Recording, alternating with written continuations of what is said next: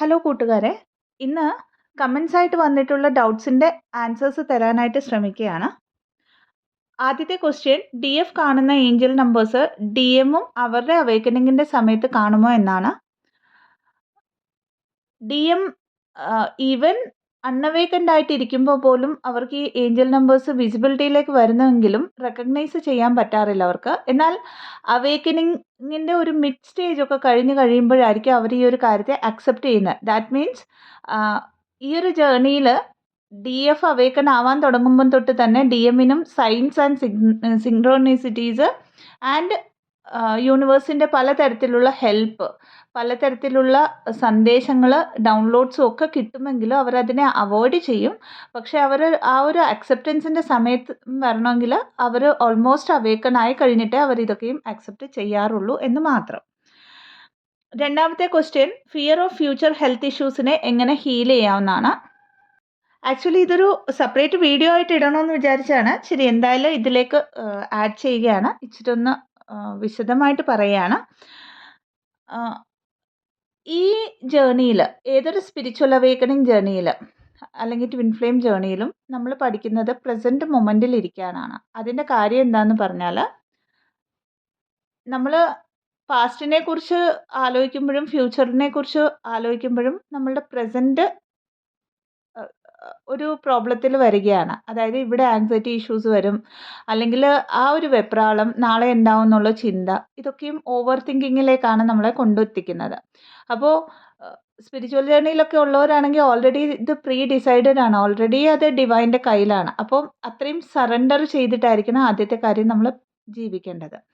അപ്പോൾ സറണ്ടർ ചെയ്യുമ്പോൾ നാളെ എനിക്കൊരു ഹെൽത്ത് ഇഷ്യൂ വരുമോ എന്നുള്ളത് നമ്മൾ ഹയർ വൈബ്രേഷൻസിലേക്കൊക്കെ വരുമ്പോൾ ഹീലായി ഈ ഹെൽത്ത് ഇഷ്യൂസൊക്കെയും നമുക്കുള്ളതൂടെ പോവുകയാണ് ചെയ്യുന്നത്. യെസ്, നമ്മുടെ ഏതെങ്കിലും തരത്തിലുള്ള കർമ്മ അതിനെയും നമ്മൾ അക്കൗണ്ടബിലിറ്റി കഴിഞ്ഞിട്ടില്ലെങ്കിൽ അത് നമ്മളുടെ കൂടെ കാണുമെന്നാൽ അതിനെ എങ്ങനെ ഹാൻഡിൽ ചെയ്യണമെന്നും അതിനെ ആ ഒരു കാര്യത്തെ എങ്ങനെ ലെറ്റ് ഗോ ചെയ്യണമെന്നും നമുക്ക് മനസ്സിലാക്കാം. ഇതിനായിട്ട് എന്താണ് ചെയ്യേണ്ടതെന്ന് പറഞ്ഞാൽ, ഈ ഫിയർ ഓഫ് ഹെൽത്ത് ഇഷ്യൂസ് ആണെന്നാണ് ചോദിച്ചിരിക്കുന്നത്. ഫിയർ ഓഫ് ഫ്യൂച്ചർ ഇഷ്യൂസ് തന്നെ എടുക്കാം. അതിനായിട്ട് നമ്മൾ ചെയ്യേണ്ടത് എല്ലായ്പ്പോഴും മൈൻഡ്ഫുൾനെസ് പ്രാക്ടീസ് ചെയ്യുക എന്നുള്ളതാണ്. അതായത് എല്ലാം സറണ്ടർ ചെയ്യാൻ ഓൾറെഡി പറഞ്ഞു. അത് കഴിഞ്ഞ് നിങ്ങൾക്ക് ആ ഒരു ടെൻഷൻ വരുമ്പോൾ, ആ ഒരു ഓവർ തിങ്കിങ് വരുമ്പോൾ, ആ ഒരു തോട്ട് വരുമ്പോൾ തന്നെ മനസ്സിലാക്കുക ഇതൊരു നെഗറ്റീവ് പാറ്റേൺ ആണ് എന്നിലേക്ക് വരുന്നത്. അപ്പോൾ ഇതിനെ പോസിറ്റീവ് ആക്കാൻ എന്ത് ചെയ്യണമെന്ന് പറഞ്ഞാൽ നമ്മുടെ ശ്വാസത്തിൽ കൂടുതലായിട്ട് ശ്രദ്ധിക്കുക. അതായത് നമ്മൾ ഇൻഹേൽ ആൻഡ് എക്സേൽ ചെയ്യുന്ന ആ ഒരു ശ്വാസത്തിലേക്ക് തന്നെ നമ്മുടെ കോൺസെൻട്രേഷൻ കൊണ്ടുവരിക. അതൊരു 2 സെക്കൻഡ് നമ്മളങ്ങനെ ചെയ്ത് കഴിയുമ്പോൾ ആ ഓവർ തിങ്കിങ് പാറ്റേണിനെ നമുക്ക് ബ്രേക്ക് ചെയ്യാൻ പറ്റും. അല്ലെങ്കിൽ ആ ഒരു നെഗറ്റീവ് പാറ്റേണിനെ നമുക്ക് ബ്രേക്ക് ചെയ്ത് പിന്നെയും ആ ഒരു തിങ്കിങ് പാറ്റേണിനെ ഒന്ന് ഫ്ലിപ്പ് ചെയ്ത് പോസിറ്റിവിറ്റിയിലേക്ക് നമുക്ക് കൊണ്ടുവരാനായിട്ട് പറ്റും. ആൻഡ് എന്തുകൊണ്ടാണ് ഈ പാറ്റേണെ ബ്രേക്ക് ചെയ്യണമെന്ന് പറയുന്നതെന്ന് പറഞ്ഞാൽ, നമ്മൾ എന്താണോ ഇപ്പോൾ ആലോചിക്കുന്നത് അത് മാനിഫെസ്റ്റ് ആയിട്ട് വരും. അപ്പോൾ നമ്മൾ ഈ ഓവർ തിങ്കിങ് അല്ലെങ്കിൽ നമുക്ക് ആ ഒരു ഫിയർ വെച്ചുകൊണ്ടിരിക്കുമ്പോൾ അത് നമ്മൾ അറിഞ്ഞോ അറിയാതെ മാനിഫെസ്റ്റ് ചെയ്തെടുക്കുകയാണ് ചെയ്യുന്നത്. ഇതിൻ്റെ കൂടെ തന്നെ നമ്മുടെ പാസ്റ്റിൽ ഇതിൻ്റെ ഏതെങ്കിലും കോറ് കിടപ്പുണ്ടെങ്കിൽ, കോർ റീസൺ എന്തെങ്കിലും ഉണ്ടെങ്കിൽ അതിലേക്ക് മിറർ എക്സസൈസ് ത്രൂ കണക്ട് ചെയ്തിട്ട് ഹീൽ ചെയ്യാവുന്നതാണ്. അടുത്ത ക്വസ്റ്റ്യൻ നോക്കാം. ഡിയർ മാം, ഡി എം എന്താണ് മലയ്ക്ക് പോകാനായിട്ട് മാല ഇട്ടത് കണ്ടു, സെപ്പറേഷനിലാണ്. ഇത് അവേക്കനിങ്ങിൻ്റെ സൈനാണോ? ടി എഫ് ജേർണിയിൽ നല്ല സൈനാണോ? ഇത് ടി എഫ് ജേർണിയിൽ നല്ല സൈനാണ് ആദ്യത്തെ കാര്യം. രണ്ടാമത്തെ കാര്യം, ഡി എം എന്ന് പറയുമ്പോൾ നമ്മളൊക്കെയും വിചാരിക്കും അവർ അൺഅവേക്കൻഡ് ആണ്, അവരെ അവേക്കൺ ചെയ്യാനായിട്ടാണ് നമ്മൾ ഇനിഷ്യൽ സ്റ്റേജിൽ വർക്ക് ചെയ്യുന്നത്, അല്ലെങ്കിൽ അവർ അവേക്കനിങ്ങിലേക്ക് വരണമെങ്കിൽ നമ്മൾ മുമ്പിലേക്കൊക്കെ വരണം. അതൊക്കെ ശരിയാണ്. പക്ഷേ അതായത് സബ് കോൺഷ്യസ്ലി അവർക്ക് അറിയാം കാര്യങ്ങൾ, ആദ്യത്തെ കാര്യം. രണ്ടാമത്തേത്, ഡി എം എന്ന് പറയുന്നത് നിങ്ങളുടെ സോളിൻ്റെ ഒരു പാർട്ടാണ്, അല്ലേ? നിങ്ങൾ എങ്ങനെ വർക്ക് ചെയ്യുന്നോ അതിൻ്റെ ഇമ്പാക്റ്റ് ആ ഒരു എനർജറ്റിക് ഫീൽഡിലും വരും. അതായത് ആ ഒരു മാറ്റം നിങ്ങൾ ഇനി എത്ര എനർജീനെ കൊടുത്തില്ല എന്ന് പറഞ്ഞാലും ഒരു സോൾ ആയതുകൊണ്ട് തന്നെ അവിടേക്കും സോൾ ലെവലിലാണ് പറയുന്നത്, ആ ഒരു മാറ്റം വരികയും അത് ഒരു റിലീജിയസ് കാര്യങ്ങളിലേക്ക് വരികയും ചെയ്യും. ആൻഡ് ഒരു ഡി എം എനർജി എന്ന് പറഞ്ഞാൽ എല്ലായ്പ്പോഴും ഒരു റിലീജിയസ് ആയിരിക്കും. എന്നാൽ അവേക്കനിങ്ങിലേക്ക് വരുമ്പോൾ ബിയോണ്ട് ഒരു റിലീജിയൻ സ്പിരിച്വാലിറ്റിയിലേക്കാണ് വരേണ്ടത്. അതായത് സ്പിരിറ്റിനെയാണ് അറിയേണ്ടത്, അവരുടെ സോളിനെയാണ് അറിയേണ്ടത്. ഇവിടേക്ക് വരുമ്പോഴാണ് അവേക്കനിങ് എന്ന് നമുക്ക് പറയാൻ പറ്റുന്നത്. നല്ല കാര്യമാണോ ഇങ്ങനത്തെ കാര്യങ്ങൾ, മലയ്ക്ക് പോകുന്നതൊക്കെ എന്ന് പറഞ്ഞാൽ യെസ്, വളരെ നല്ല കാര്യമാണ്. എഗെയിൻ അവർ അവേക്കനിങ്ങിലേക്ക് വന്നിട്ടുണ്ടോ എന്ന് ചോദിച്ചാൽ നിങ്ങൾ എത്രത്തോളം അവേക്കൻഡ് ആണ്, നിങ്ങളുടെ എനർജി എത്രത്തോളം സ്റ്റേബിൾ ആണ്, അതിൻ്റെ മുകളിൽ അത് ഡിപ്പെൻഡൻ്റ് ആണ്. അടുത്തതായിട്ട് DM ആണോ എന്ന് എങ്ങനെ അറിയാവുന്ന ഒരു ക്വസ്റ്റ്യൻ ഉണ്ടായിരുന്നു. അപ്പോൾ ഇതിനെക്കുറിച്ച് വീഡിയോ ഇട്ടിട്ടുണ്ട് ഓൾറെഡി. DMൻ്റെ ക്വാളിറ്റീസ്, മസ്കുലൈൻ എനർജീസിൻ്റെ ക്വാളിറ്റീസ് എന്ന് പറഞ്ഞിട്ടുണ്ട്. അപ്പോൾ ബേസിക്കലി DM എന്ന് പറഞ്ഞാൽ വളരെയധികം ലോജിക്കലായിരിക്കും, മെറ്റീരിയലിസ്റ്റിക് കാര്യങ്ങളിൽ കൂടുതലായിട്ട് ഫോക്കസ്ഡ് ആയിരിക്കും, റിലീജിയസ് ആയിരിക്കും. അതായത് അവർ വിശ്വസിക്കുന്ന ആ ഒരു റിലീജിയനിലുള്ള ദൈവങ്ങളെയൊക്കെ വിശ്വസിക്കുന്ന ആളുകളായിരിക്കാം, അതിലേക്ക് കൂടുതലായിട്ട് ട്രസ്റ്റ് ചെയ്യുന്നവരായിരിക്കാം. എന്നാൽ ബിയോണ്ട് ദാറ്റ് ഒരു സ്പിരിച്വാലിറ്റിയെക്കുറിച്ചോ അല്ലെങ്കിൽ ഒരു യൂണിവേഴ്സൽ കൈൻഡ് ഓഫ് തിങ് അതിലേക്ക്, അതായത് ഇമോഷണൽ അല്ലായിരിക്കും, ആൻഡ് സ്പിരിച്വലും അല്ലായിരിക്കും, റിലീജിയസ് ആയിരിക്കും. ഇമോഷണൽ അല്ലായിരിക്കും എന്ന് പറഞ്ഞതിൻ്റെ കാരണം അവർ ഇമോഷണൽ ആയിരിക്കും, പക്ഷേ അതിനെയൊക്കെ സർപ്രസ് ചെയ്തിട്ട് അതിനെ എങ്ങനെ ഫീൽ ആവണമെന്ന് മാക്സിമം DMസിന് അറിയില്ല. കാരണം ആ ഒരു DMസിൻ്റെ പാറ്റേൺ തന്നെ അതാണ്. ആൻഡ് അവേക്കനിങ്ങിലേക്ക് വരുമ്പോൾ ഏറ്റവും കൂടുതൽ പ്രശ്നം വരുന്നത് അവർക്കായി ഒരു ഇമോഷണൽ ബോഡീനെ ഫീൽ ആവാനുമാണ്. അടുത്തതായിട്ട് ദേവി മന്ത്രാസ് ചാൻഡ് ചെയ്യുന്നത് ഇന്നർ വർക്ക് ആവില്ലേ എന്നാണ് ഒരു ചോദ്യം. ദേവി മന്ത്രാസ് എന്നല്ല, ഏതൊരു മന്ത്രാസും നമ്മളെ ഹീൽ ചെയ്യാനായിട്ട് തന്നെയാണ്. കാരണം ഇത് അഫർമേഷൻ പോലെ തന്നെയാണ്. ആ ഓരോ പദങ്ങളിലുള്ള അക്ഷരത്തിൻ്റെ ക്രമം പോലും നമ്മൾക്ക് ഹീലിംഗ് തരും. അത്രയ്ക്ക് സ്ട്രോങ് ആണ് മന്ത്രങ്ങളെന്ന് പറയുന്നത്, ശ്ലോകങ്ങളെന്ന് പറയുന്നത്. ആൻഡ് അത് നമ്മളുടെ ഇന്നർ സ്ട്രെങ്ത്തിനെ കൂട്ടും, വിൽ പവറിനെ കൂട്ടും. ആൻഡ് ഏതൊരു കാര്യം നമ്മളുടെ ലൈഫിൽ വരുമ്പോഴും, കാരണം സ്പിരിച്വൽ അവേക്കനിങ്ങിലേക്ക് വരുമ്പോൾ നമ്മളുടെ ലൈഫിൽ നടക്കുന്നത് ട്രാൻസ്ഫോർമേഷൻ ആണ്.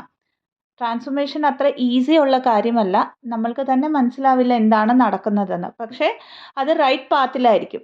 എന്നാൽ ആ ഒരു മെറ്റീരിയലിസ്റ്റിക് ലൈഫിൽ അതുവരെ നിന്ന് നമ്മൾക്ക് ഇതൊക്കെ അക്സെപ്റ്റ് ചെയ്യാനുള്ള ഒരു കോൺഷ്യസ്നെസ് കാണില്ല. അപ്പോൾ ആ ഒരു അക്സെപ്റ്റൻസിലേക്ക് വരാനായിട്ട്, ആ ഒരു ഇന്നർ സ്ട്രെങ്ത്തിലേക്ക് വരാനായിട്ടൊക്കെ നമ്മൾക്ക് ആ ഒരു കാംനെസ്സിലേക്ക് വരാനായിട്ട്, ഡിപ്രഷനിൽ നിന്നൊക്കെ നമുക്ക് വെളിയിൽ വരാനായിട്ട് ഈ ഒരു മന്ത്രങ്ങളും ശ്ലോകങ്ങളും, അത് ഏതൊരു മന്ത്രമാണെങ്കിലും നമുക്ക് ഹെൽപ്ഫുള്ളാണ്. എന്നാൽ ഇവിടെ ചോദ്യം അത് ഇന്നർ വർക്ക് ആകുമോ എന്നാണ്. തീർച്ചയായിട്ടും അത് ഇന്നർ വർക്കിൻ്റെ ഒരു ഭാഗം മാത്രമാണ്. ഇന്നർ വർക്കിൻ്റെ ഒരു അൾട്ടിമേറ്റ് ആയിട്ടുള്ള ഒരു ഔട്ട്കം എന്താണ് വേണ്ടതെന്ന് പറഞ്ഞാൽ നമ്മളുടെ ആ ഒരു തോട്ട് പാറ്റേൺ ചേഞ്ച് ചെയ്യണം നമ്മൾ. അതായത് പലരെയും എനിക്ക് മനസ്സിലാക്കിയെടുത്തോളം ഈ ഒരു ജേർണി പലരെയും കണ്ടിട്ടുള്ളത് ഒത്തിരി സ്പിരിച്വൽ ആവും. ഒത്തിരി സ്പിരിച്വൽ ആവുകയല്ല സ്പിരിച്വൽ ജേർണി നമ്മളെ പഠിപ്പിക്കുന്നത്, നമ്മളുടെ എല്ലാ എനർജീസിനെയും ബാലൻസ് ചെയ്യാനാണ്. അപ്പോൾ ശ്ലോകങ്ങൾ ചൊല്ലുമ്പോൾ അത് നമ്മളുടെ ഇന്നർ സ്ട്രെങ്ത്തിനെ കൂട്ടും. അതിലൂടെ നമ്മളുടെ തോട്ട് പാറ്റേണിൽ ഉള്ള പാറ്റേൺസ്, കണ്ടീഷൻഡ് പാറ്റേൺസിനെ ബ്രേക്ക് ചെയ്യാനുള്ള ധൈര്യം നമുക്ക് തരാനായിട്ട് ഈ ഒരു ശ്ലോകങ്ങളൊക്കെ നമുക്ക് ഹെൽപ്പ് ചെയ്യും.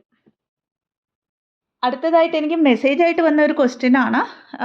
അതിൻ്റെ ഒരു എസെൻസ് ഒരു ഷോർട്ട് ഫോമിൽ പറയുകയാണെങ്കിൽ, DM DF ബാലൻസ് ആയി കഴിഞ്ഞാൽ DMനെ ഹീൽ ചെയ്യാമോ എന്നാണ്. അപ്പോൾ ഇത് ഒത്തിരി ആൾക്കാർക്കുള്ള ഒരു ചോദ്യമായിരിക്കാം.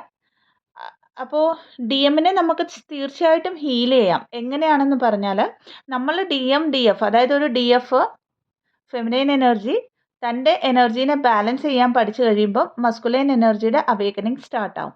അപ്പോൾ ഇവിടെ DMന് ആവശ്യം ഒരു എനർജറ്റിക് സപ്പോർട്ടാണ്. അതായത് 5Dയിൽ ഓൾവേസ് നമ്മൾ കണക്റ്റഡ് ആയിട്ടിരിക്കുക, 5Dയിൽ ഹീലിങ്സ് കൊടുക്കുക, ഹീലിങ്സ് സെൻഡ് ചെയ്യാവുന്നതാണ്, നമുക്ക് ബ്ലെസ്സിങ്സ് സെൻഡ് ചെയ്യാവുന്നതാണ്, പ്രാർത്ഥിക്കാവുന്നതാണ്. അല്ലാതെ നമ്മൾ 3Dയിലേക്ക് കണക്റ്റ് ആയിട്ട് ഡയറക്റ്റായിട്ട് അവർക്ക് കോൾ ചെയ്തിട്ട് ഒരു ഹീലിങ്ങോ ഒരു ഇതാണ് സംഭവം, നമ്മൾ ഈ ജേർണിയിലാണെന്നൊക്കെ പറഞ്ഞാൽ പിന്നെ അവിടെ ഒരു അവർക്കുള്ള ആ ഒരു സ്പേസ് ഉണ്ട്, എനർജറ്റിക് സ്പേസ് ഉണ്ട്. അവർക്ക് ആ ഒരു ഹീൽ ആവാന്, അവേക്കൻ ആവാന്, അവരെ അവർക്ക് മനസ്സിലാക്കാനുള്ള ആ ഒരു സ്പേസിലേക്ക് നമ്മൾ കടന്നു ചെന്ന് ഡിസ്റ്റർബ് ചെയ്യരുത് 3Dയിൽ.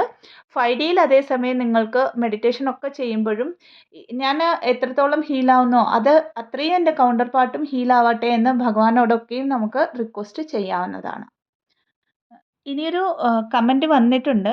അത് ഞാൻ വായിക്കാം. കാരണം അതൊന്ന് ഡീറ്റെയിൽ ആയിട്ട് പറയണമെന്ന് തോന്നി, അതുകൊണ്ടാണ്.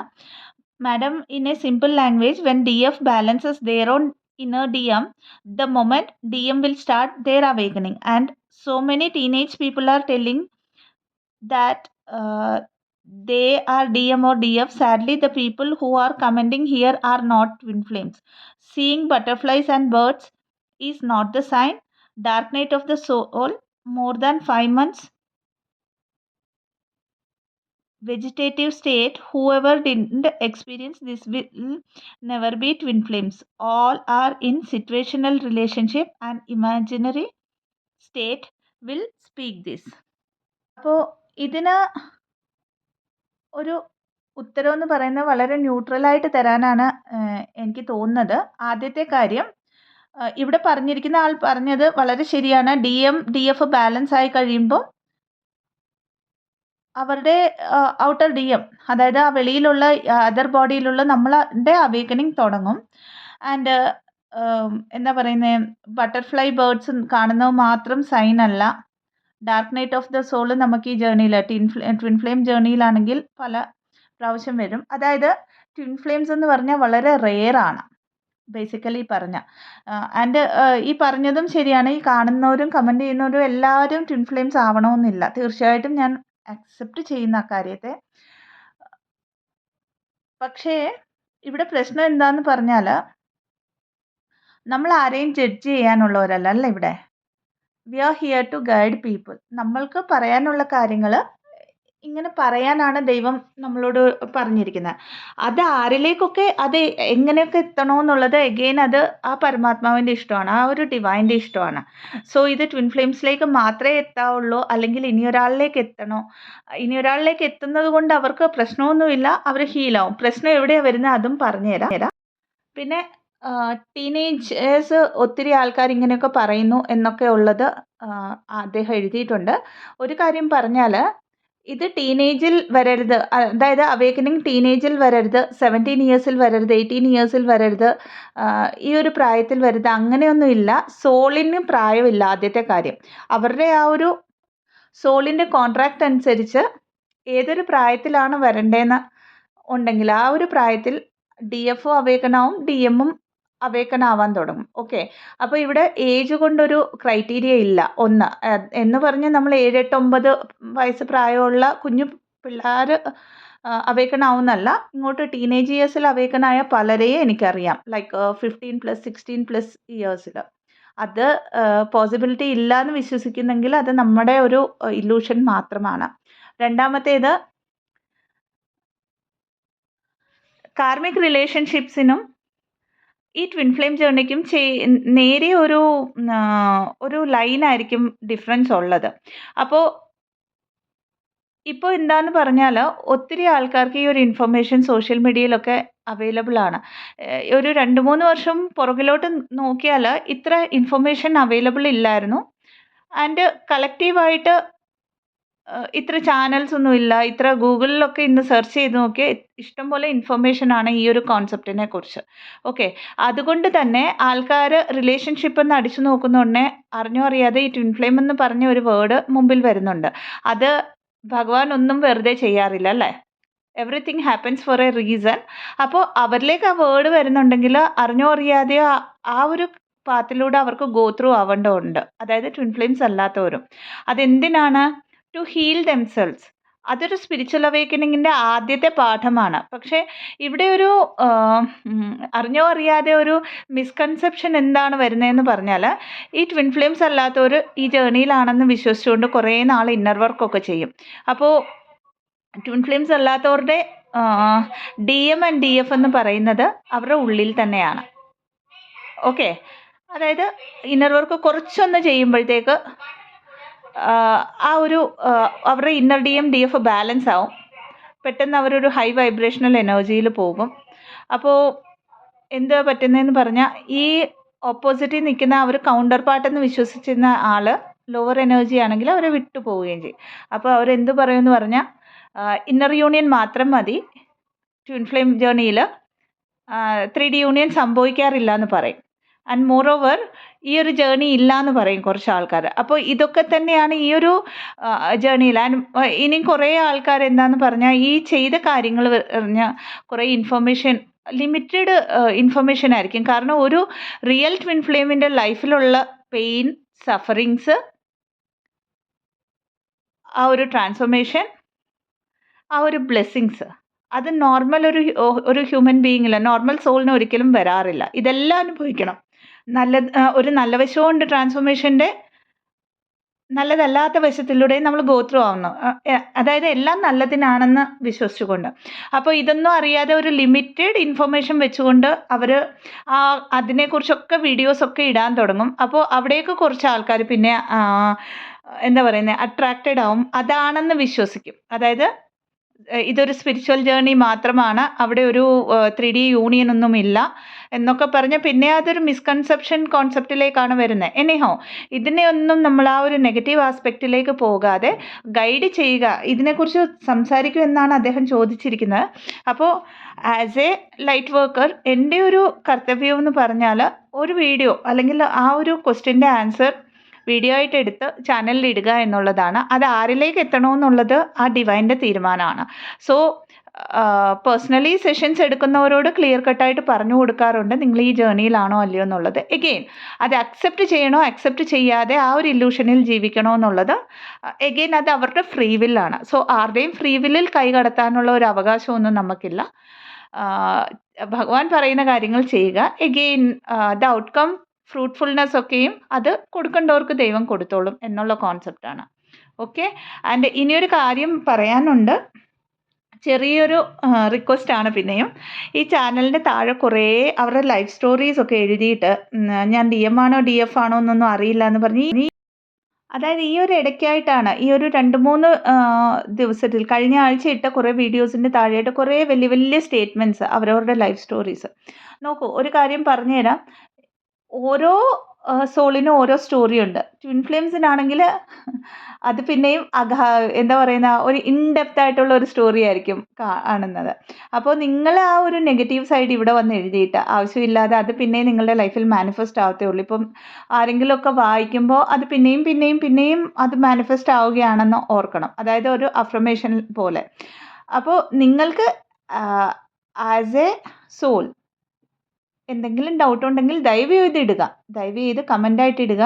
അതിന് ഉത്തരം ഇതിനു മുമ്പ് പറഞ്ഞിട്ടില്ല എങ്കിൽ തീർച്ചയായിട്ടും ആ ക്വസ്റ്റ്യൻസ് എടുത്തിട്ട് ലൈവിൽ അല്ലെങ്കിൽ ഇതേപോലെ ഒരു വീഡിയോ ആയിട്ടൊക്കെ ചെയ്യുന്നതാണ്. പക്ഷേ നമ്മൾ അവിടെ ഒരു കോൺവെർസേഷനിൽ വരണ്ട. നമ്മൾ അവിടെ ഇങ്ങനെയല്ല അങ്ങനെ എൻ്റെ ലൈഫ് ഇങ്ങനെയായിരുന്നു, അതൊന്നും ആവശ്യമില്ല. നിങ്ങൾക്ക് എന്താണ് വേണ്ടത്, ഈ ഒരു ചാനലിൽ നിന്നും നിങ്ങൾ എന്താണ് എക്സ്പെക്റ്റ് ചെയ്യുന്നത്, അങ്ങനെയുള്ള കാര്യങ്ങൾ ഇടുക.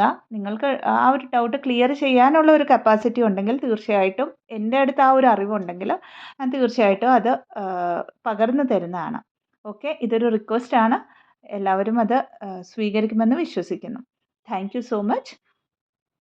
ഇൻഫർമേഷൻ ഹെൽപ്ഫുൾ ആണെങ്കിൽ എല്ലായ്പ്പോഴത്തെയും പോലെ ചാനലിനെ ലൈക്ക് ചെയ്യാവുന്നതാണ്, ഷെയർ ചെയ്യാവുന്നതാണ്, സബ്സ്ക്രൈബ് ചെയ്യാവുന്നതാണ്. ഇതല്ലാതെ പെയ്ഡ് കൗൺസിലിംഗ് സെഷൻസിന്, ഹീലിംഗ് സെഷൻസിന്, റേക്കി ഹീലിംഗ് സെഷൻസിന്, ആകാശിക് ബുക്ക് റെക്കോർഡ് റീഡിങ്സിന്,